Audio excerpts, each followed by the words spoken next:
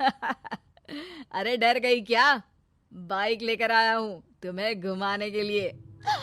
सच में? मुझे लगा पटाखे फूट रहे हैं। अरे पटाखे भी फूटेंगे और मिठाई भी बटेगी। माँ को तो बुलाओ। माँ भी बाहर आ जाती है। अरे योगेश बेटा, इतनी जल्दी आ गया। और ये गाड़ी किसकी है? साहब की है? हाँ माँ, तुम्हारा बेटा साहब से कम है क्या? मेरी है। अरे बेटा, इतनी बड़ी गाड़ी ले ली, इससे तो तू घोड़ा ही ले लेता। महंगी पड़ी होगी ना? माँ महंगी सस्ती छोड़ो और मिठाई लाया हूँ, गांव में बंटवा दो। अरे बंटवा क्यों दो, पीछे बैठो, गांव में बांट कर आते हैं। सब खुश थे। योगेश गांव के बाहर एक कोयले की खदान में मजदूरी करता था। मेहनत और अकल से उसने वहां ठेकेदारी का काम सीख लिया और सूझबूझ से ठीक ठाक पैसा बनाने लगा। गांव में बात फैल गई कि योगेश के घर धमाका गाड़ी आई है। ऐसी गाड़ी पहले कभी किसी ने गांव में तो देखी नहीं थी। योगेश और माँ गाड़ी से वापस घर आ जाते हैं। बेटा, बाबूजी ऊपर से देख रहे होंगे और आशीर्वाद भी दे रहे होंगे तुझे। वो होते तो उनको भी घुमाता माँ। पूरे गांव में नाच नाच के मिठाई बांटने जाते। जैसे मैंने नाच नाच के बांटी थी जब वो अपने लिए एक साइकिल लेकर आए थे। बस बस, बाबूजी दो बात भी सुनाते कि फटफट वाली फटफटी ले आया। सीमा आगे कहती है, अपने लिए तो ये गाड़ी ले आए और मेरे लिए? अरे ये गाड़ी तुम्हारे लिए ही तो है।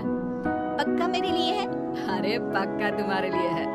अगली सुबह जब योगेश सो रहा होता है तो उसे बाहर से गाड़ी की आवाज आती है। वो घबरा कर चिल्लाता है, चोर चोर, मेरी गाड़ी ले जा रहा है, चोर चोर। माँ भी जागती है और योगेश के साथ दरवाजे की तरफ भागती है। जैसे ही दोनों बाहर निकलते हैं तो देखते हैं कि सीमा गाड़ी चला रही है। अरे बहू, नाक कटवाओगी क्या? ये क्या कर रही हो? अरे गिर जाओगी, ये क्या कर रही हो तुम? सीमा गाड़ी को रोक कर कहती है, सारे गांव में घुमा लाई, कहीं नहीं गिरी। क्या? सारे गांव में घुमा लाई? अरे लोग क्या कहेंगे बहू? सोचा क्या एक बार? यही कहेंगे कि कितनी अच्छी गाड़ी है। अरे तुम्हारे बारे में हाँ, कहेंगे ना कि देखो कितनी अच्छी गाड़ी पर बैठी है। बहू गाड़ी रखकर योगेश और सासू माँ के पास जाती है। तुमने कब गाड़ी चलाना सीखा? हमारे बाबूजी के पास पुरानी स्कूटर थी, सीख ली। फिर स्कूल में एक मास्टर जी भी ऐसी ही गाड़ी लेकर आते थे, उन्होंने सिखा दी। हाँ, स्कूल के मास्टर आजकल यही सब तो सिखा रहे हैं। पढ़ाई का कुछ सिखाते तो कुछ भला होता। अरे बहू, अब गाड़ी मत चलाना। हमारे परिवार में कभी किसी औरत ने पीछे से आगे की सीट पे आने की हिम्मत नहीं की है। तुम भी मत करना, समझी? जी समझ गई माँ जी। सीमा सास की बात सुनकर चुपचाप रसोई में जाकर उदास होकर खाना पकाने लगी है।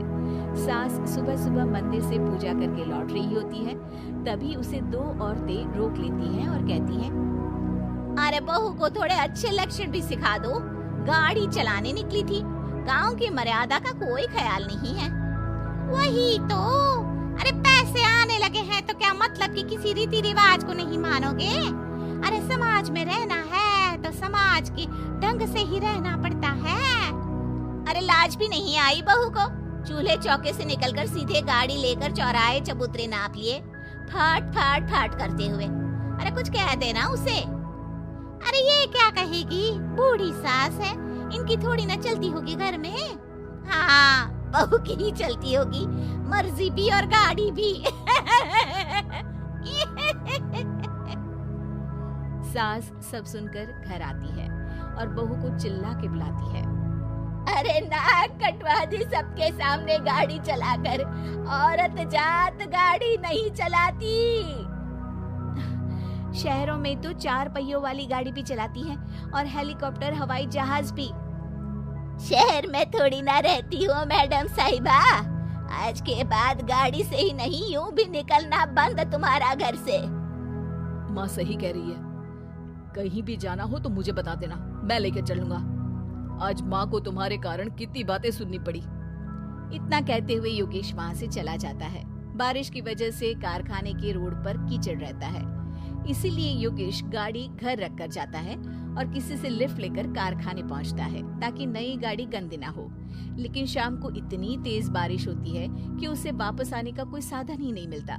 बारिश बढ़ती जाती है, रात के 11 बज जाते हैं। रास्ते में एक नदी का ब्रिज है, अगर उस पर पानी आ गया तो योगेश कारखाने में ही फंस जाएगा। पूरी रात भूखे प्यासे बितानी पड़ेगी। घना अंधेरा, बिजली की कड़कड़ाहट और तेज बारिश। राजेश डर भी रहा था, ठंड से कांप भी रहा था। तभी उसे रोड से आती हुई एक रोशनी दिखती है। वो देखता है कि उसके सामने एक बाइक आकर खड़ी हुई है। वो ऊपर वाले को धन्यवाद देकर उस बाइक वाले आदमी की तरफ बढ़ता है, पर पास जाकर देखता है तो भौचक्का रह जाता है। सीमा, तुम यहाँ इतनी बारिश में गाड़ी पर? पहले बैठो तो, नदी ब्रिज पे आ जाएगी तो जाना मुश्किल हो जाएगा। योगेश गाड़ी के पीछे बैठता है। सीमा गाड़ी चला रही है। मैंने तो तुमको पहचाना ही नहीं। गाड़ी की आवाज तो पहचानी होगी ना? अरे पर मुझे नहीं पता था कि तुम आओगी। अच्छा किया कि तुम आ गई। माँ नहीं आने दे रही थी, पर हमेशा पति पत्नी की रक्षा थोड़ी ना करेगा, पत्नी को भी तो करनी चाहिए। योगेश को सुबह अपने किए पर पछतावा होता है। उसकी आंख में आंसू आ गए जो बारिश की बूंदों में बह गए थे। इसके बाद सीमा को सास ने और योगेश ने खुशी खुशी समाज की सीमा लांघने की मंजूरी दे दी। अब वो जहाँ भी जाती फट फट फट गाड़ी पे ही जाती।